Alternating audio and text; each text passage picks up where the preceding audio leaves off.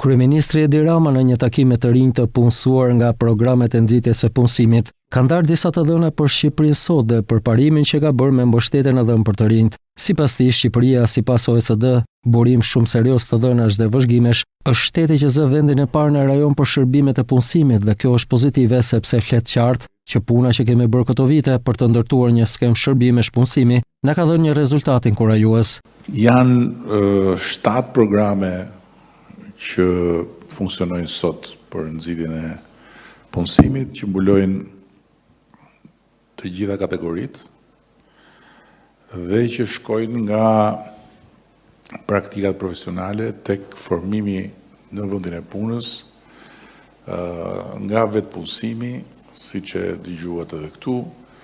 tek reintegrimi social. Dhe një tjetër edhe dhënë që është mirë ta dini dhe ta dinë të rinjt që në krejt normal janë skeptik, janë mosbesues, janë edhe indiferent, madje ndaj këtyre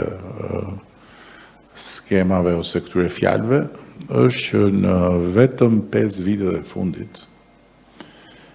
42.000 të rinj, 42.000 të reja dhe të rinj janë punësuar përmes zyrave tona të punës dhe përmes këtyre shërbimeve. Është një numër jo i vogël. Dhe në këtë shifër 7.500 janë individ që kanë përfituar pikërisht nga programet dhe sot janë në punë. Kreu i qeverisë theksoi se këtë vit është arritur niveli më i lartë i regjistrimit në arsimin profesional, por sipas tij jemi ende larg nga ku duam të arrijmë.